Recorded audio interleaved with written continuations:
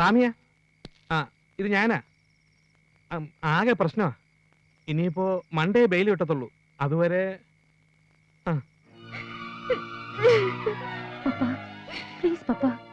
ഇങ്ങനെ കരയല്ലേ?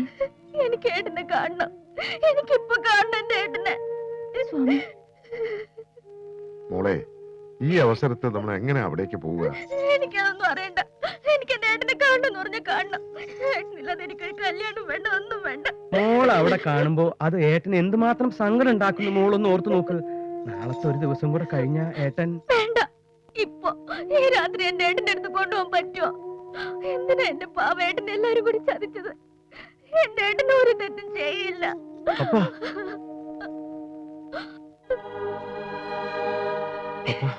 ഏട്ടനെ കാണാൻ എന്നെ ഒന്ന് കൊണ്ടുപോകോ പ്ലീസ് നന്ദൻ, പ്ലീസ്.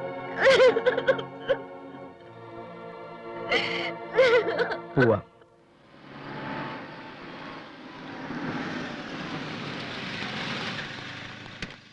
പിന്നെ ആരെയും കാണാൻ അനുവദിക്കില്ലെന്ന് കമ്മീഷണർ സ്പെഷ്യൽ ഇൻസ്ട്രക്ഷനാ.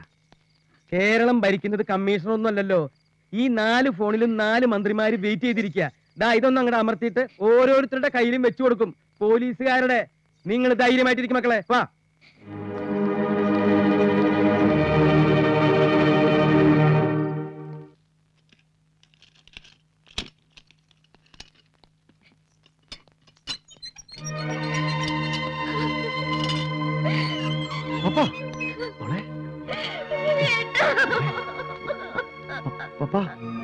മോളെ, കരയില്ല എന്ന് വാക്ക് പറഞ്ഞിട്ടാ നീ വന്നത്. ഏട്ടനെ കണ്ട് അനുഗ്രഹം വാങ്ങിച്ചിട്ട് നമുക്ക് തിരിച്ചു പോകും. അതെ മോളെ, പപ്പ പരമേശ്വരൻ അനിയത്തിയല്ലേ, തളരാൻ പാടില്ല. ഏട്ടൻ കൂടെ ഉണ്ടെന്ന് അങ്ങ് ഉറച്ചു വിശ്വസിക്കേ. ഏട്ടൻ കൂടെ തന്നെ ഉണ്ട്.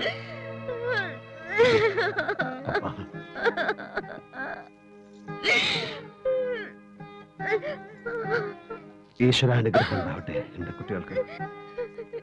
കുഞ്ഞിപ്പാലോ, ഇവരെ കൂട്ടിക്കൊണ്ടുപോ. ചെല്ല് ചെല്ല്.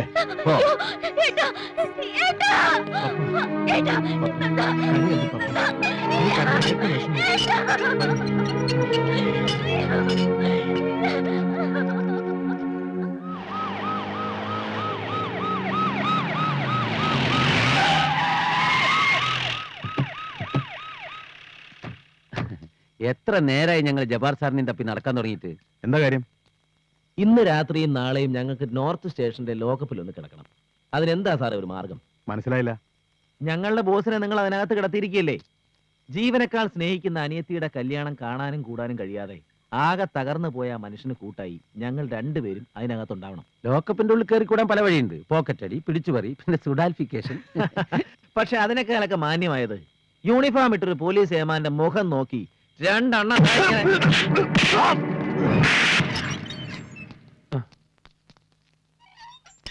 ഇതെന്ത് പറ്റി? നിങ്ങളെയും ഗോൾഡ് സ്മഗ്ലിങ്ങിന് പിടിച്ചോ? ഈ രാത്രി ഇവിടെ തനിച്ച് കിടത്താൻ പറ്റില്ലല്ലോ. അവിടുത്തെ കാര്യങ്ങളെല്ലാം സ്വാമിയും കുഞ്ഞിപ്പാലുവേട്ടനെ ഏൽപ്പിച്ചു. എങ്ങനെ ഇതിനകത്ത് കയറി? ആ CI ജവാറിന്റെ മോന്തക്കിട്ടൊരു ഒറ്റ ബ്ലോ. മൂപ്പര് ആള് ഡീസന്റ് ആയതുകൊണ്ട് തിരിച്ച് ചാമ്പിയില്ല, നേരെ ഇങ്ങോട്ട് കൊണ്ടുവന്നാക്കി.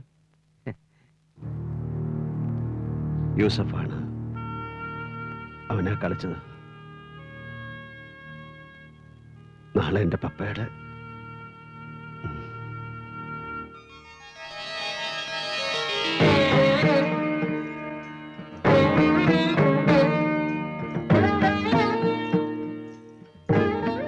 മനസ്സിടറില്ല മോളെ. ഏട്ടൻ കൂടെയുണ്ട്. ആ വിശ്വാസത്തിൽ പടിയിറങ്ങിക്കോളൂ.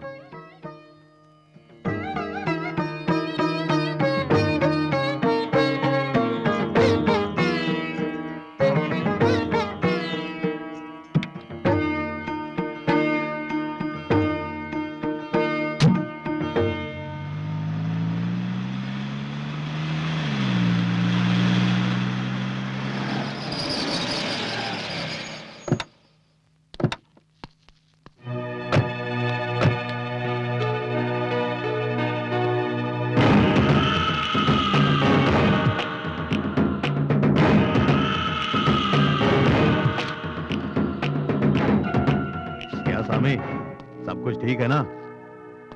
ബോസ് ഉള്ളി പോയെന്ന് വിചാരിച്ച് നിങ്ങൾ ബേജാറാണ്ട. ഞമ്മളെ കൂടെ ഉണ്ട്. കല്യാണം ഞമ്മള് നടത്തും, ബറാബർ നടത്തും. എന്താ തമ്പി? പിന്നെ നമ്മളിപ്പോ ഒരു ഫാമിലി ആയില്ലേ?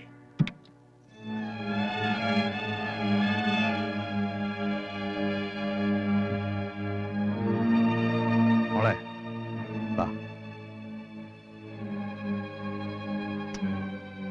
വാപ്പാ.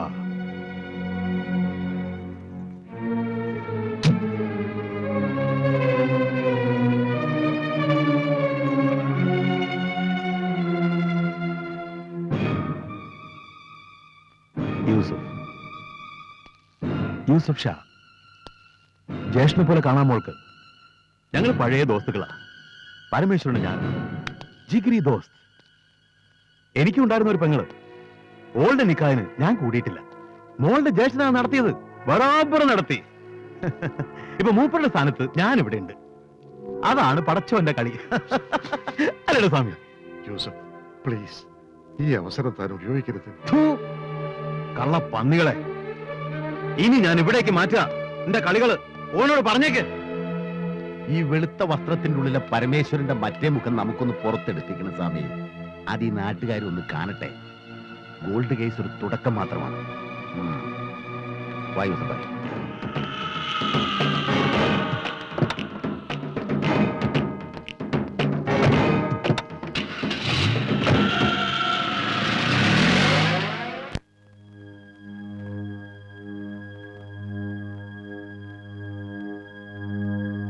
മുഹൂർത്ത സമയമായി. എന്നാലും ആ പന്നി യൂസഫ് ഒന്ന് കാണാൻ പറ്റാണ്ടാക്കില്ലോ. എനിക്ക് കാണാം മാലിയപ്പോ, എനിക്ക് കാണാം.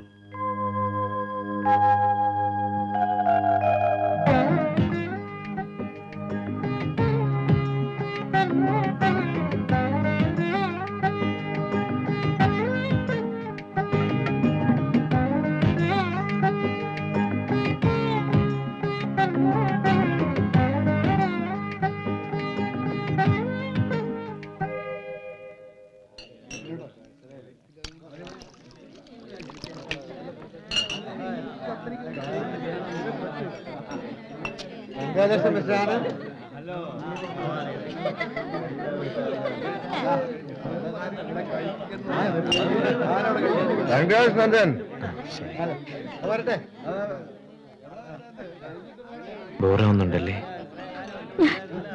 ഞാൻ കരഞ്ഞു പോവും. ഏട്ടൻ ഇപ്പോഴും ലോകപ്പില്.